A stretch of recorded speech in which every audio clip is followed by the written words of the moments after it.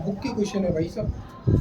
बस अब सुनो इसको ध्यान से तुम, जो लिख रहे हैं वो भी सुनो, जिन्होंने लिख लिया है वो भी सुनो।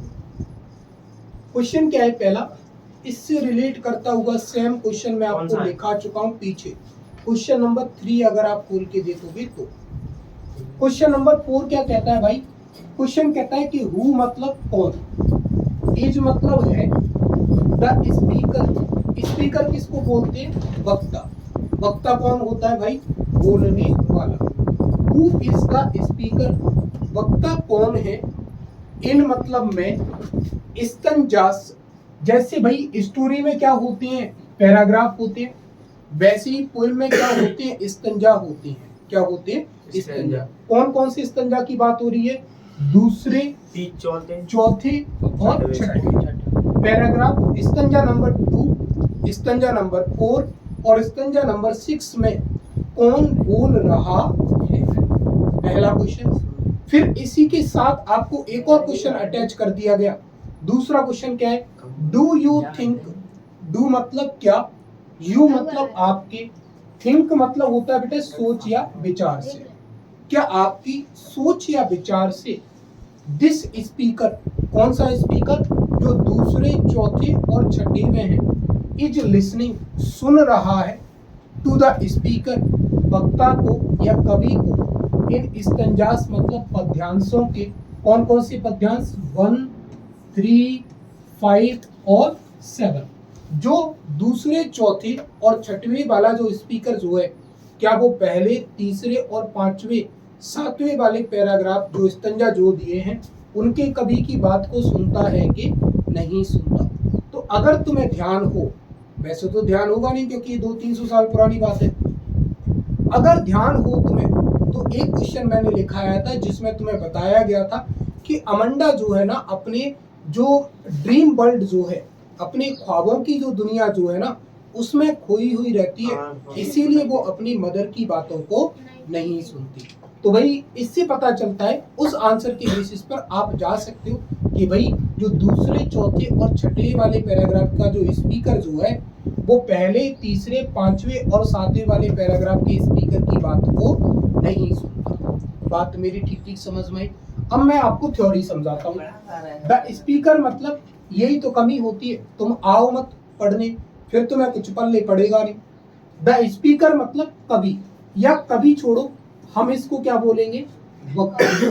द वक्ता, द स्पीकर मतलब वक्ता, कौन? हाँ, बोलने वाला। इन स्तंजा पद्यांश में कौन कौन से पद्यांश? दूसरा, चौथा और छठा। बेटा यहाँ स्तंजास कर लेना, पहले, दूसरे, चौथे और छठवें स्तंजास में वक्ता, इज मतलब है, द चाइल्ड मतलब बच्चा या बच्ची, कौन है? अमंडा, है ना। दूसरे, चौथे और छठे पैराग्राफ में कौन बोल रहा है भैया? अमंडा बोल रही है। कौन बोल रही है? अमंडा। फिर हमने दिया नो, नहीं, Amanda is not listening, Amanda नहीं सुन रही है, टू द स्पीकर, वक्ता को, और स्तंजास पद्यांशों के फर्स्ट, थर्ड, फिफ्थ एंड 7, पहले, तीसरे, पांचवें और सातवें वाले पद्यांशों की कवि, वक्ता की बात को अमंडा नहीं सुनती है। एज, क्योंकि, एज का मतलब क्योंकि, क्योंकि के लिए हम कौन सा वर्ड पढ़ते हैं? बिकॉज। क्या पढ़ते हैं? बिकॉज। एज क्योंकि। सी मतलब वह कौन? अमंडा। इज मतलब है, लॉस्ट का मतलब क्या होता है बेटा? खोए हुए रहना, खोई रहना। इन मीन्स में, द वर्ल्ड मीन्स संसार में, ऑफ हर मीन्स अपने, इमेजिनेशन, इमेजिनेशन का मतलब क्या होता है बेटा? कल्पना, या हम क्या बोलते हैं इसे? ख्वाब बोलते हैं। क्या बोलते हैं? ख्वाब। और अमंडा जो कि अपने ख्वाबों की दुनिया में खोई हुई रहती है, वो तीसरे, पहले, पांचवें और सातवें वाले स्तंजा के स्पीकर की बात को नहीं सुनती है। तो दूसरे, चौथे और छठवें में कौन बोलता है भैया? अमंडा। कौन बोलती है? अमंडा। पहले, तीसरे, पांचवें और सातवें वाले में कौन बोलती है? अमंडा की मदर। ठीक है। अब हमें ये पूछा गया है, क्या अमंडा अपनी माँ की बात को सुनती है कि नहीं सुनती? तो अमंडा जो है अपनी मदर की बात को बिल्कुल भी नहीं सुनती है। यही बताया गया। इसको किसमें लिख दिया गया भैया? थ्योरी में हमने उसको लिख दिया। ऐसा तीसरा क्वेश्चन क्या? अमंडा किसकी बात नहीं मानती? हाँ क्या सर? भाई क्या? तीसरा है ऐसा ही क्वेश्चन ये अभी। हाँ तीसरा है। ठीक है भाई। अब अगला क्वेश्चन क्या दे रहा है? व्हाट मतलब क्या? कुड मतलब कर सकती थी। कुड मतलब कर सकती थी। कौन कर सकती थी?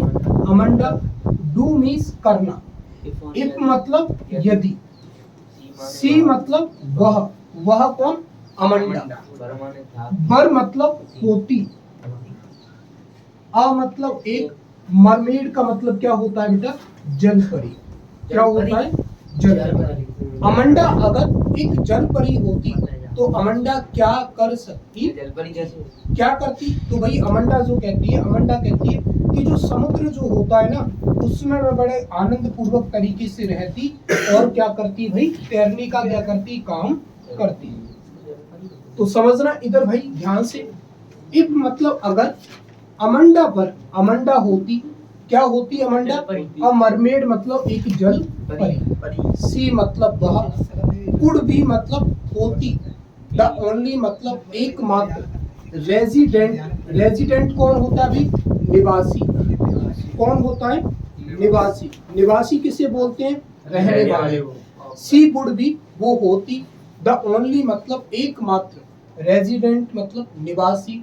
ऑफ द ब्यूटीफुल मतलब सुंदर। ग्रीन मतलब हरे। समुद्र। सी मतलब समुद्र की। वेयर जहां। सी मतलब वह। Would float. फ्लोट का मतलब क्या होता है बेटा? तैरना। क्या होता है? तैरना। या क्या बोल दो आप? बहना। जहां वो तैरेगी। इन मीस में। The soft. सॉफ्ट का मतलब क्या होता है बेटा? मुलायम या हल्की। वेव्स का मतलब क्या होता है बेटा? लहर। क्या होता है? लहर। ऑफ द सी मतलब समुद्र की। जहां वो समुद्र की हल्की हल्की लहरों में क्या करेगी? तैरेगी या बहेगी। डियर वहां। सी कुड रिलैक्स वो क्या कर सकेगी? आराम कर सकेगी। एंड एंजॉय और आनंद ले सकेगी। हर फ्रीडम मतलब अपनी स्वतंत्रता का। और वहां वो क्या कर सकेगी? रिलैक्स कर सकेगी और अपनी स्वतंत्रता को क्या कर सकेगी? एंजॉय कर सकेगी। अगर अमंडा क्या होती? एक जलपरी होती तो अमंडा क्या करती? अमंडा ऐसा सोचती कि अगर वो जलपरी होती तो जो ग्रीन ब्यूटीफुल जो ग्रीन सी है ना, उस ब्यूटीफुल ग्रीन सी में वो रहने वाली एकमात्र होती। और जो समुद्र की जो हल्की हल्की या धीमी धीमी जो लहर जो है, उन धीमी धीमी लहरों में वो बहती और अपनी स्वतंत्रता का वहां क्या लेती? आनंद लेती और क्या करती? वहां पर रिलैक्स करती। इफ अमंडा बर अ मरमेड अगर अमंडा एक जलपरी होती। सी कुड बी वह हो सकती थी। द ओनली मतलब एकमात्र। रेसिडेंट्स मतलब निवास करने वाली या रहने वाली। ऑफ द ब्यूटीफुल ग्रीन सी सुंदर हरे समुद्र की। वियर जहां। सी मतलब वह। वुड वुड फ्लोट तैरेगी या बहेगी। इन द सॉफ्ट वेव्स मतलब हल्की लहरों में। ऑफ द सी मतलब समुद्र की। डियर वहां। सी मीन्स वह। कुड रिलैक्स आराम कर सकेगी। एंड एंजॉय और आनंद ले सकेगी। हर फ्रीडम मतलब अपनी स्वतंत्रता का। और वहां वो अपनी स्वतंत्रता का क्या ले सकेगी? आनंद ले सकेगी। इनको देख लो और फिर ये क्वेश्चन लिखना शुरू करो। हाँ बेटा ये बच्चों वाली कहानी है।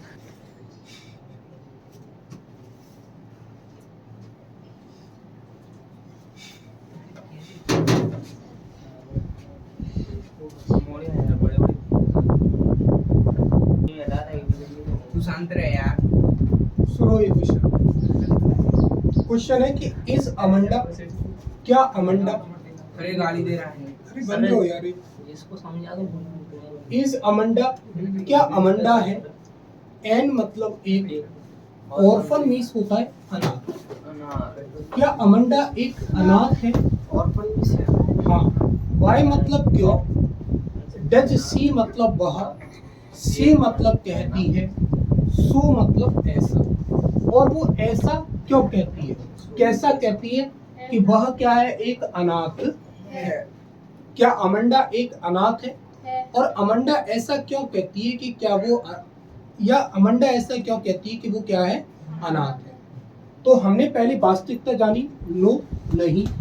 अमंडा इज नॉट, अमंडा नहीं है। एन ऑर्फन मतलब एक अनाथ, अमंडा एक अनाथ नहीं है।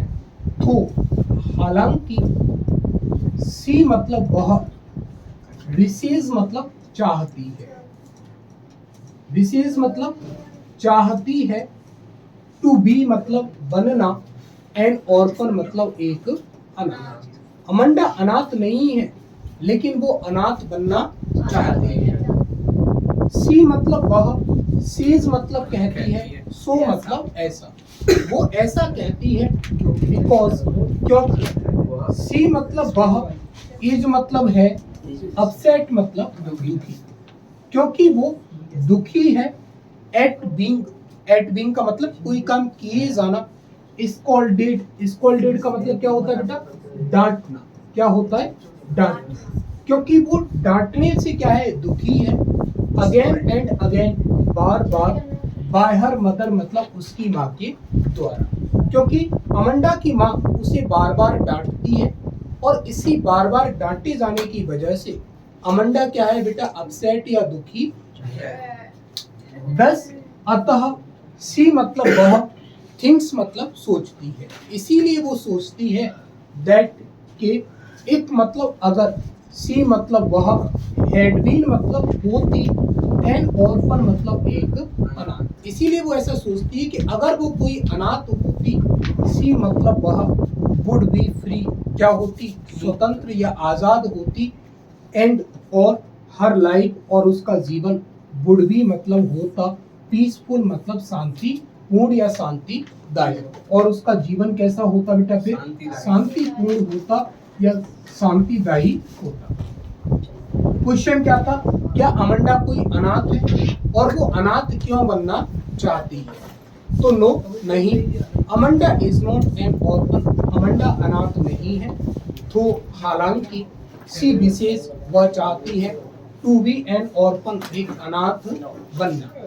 सी सेज सो वो ऐसा कहती है, बिकॉज क्योंकि, सी इज अपसेट वो दुखी है, एट बीइंग स्कॉल्डेड डांटे जाने पर, again and again bar bar, bye her mother उसकी माँ के द्वारा। दस अतः सी थिंक्स दैट वह सोचती है कि, इफ अगर, सी हैड बीन वह होती, एन ऑर्फन एक अनाथ, सी वुड बी फ्री तो वो स्वतंत्र या आजाद होती, एंड और एंड हर लाइफ और उसका जीवन, वुड बी पीसफुल क्या होता? शांतिपूर्ण होता। अभी याद करो इस आंसर को। हाँ। तो अमंडा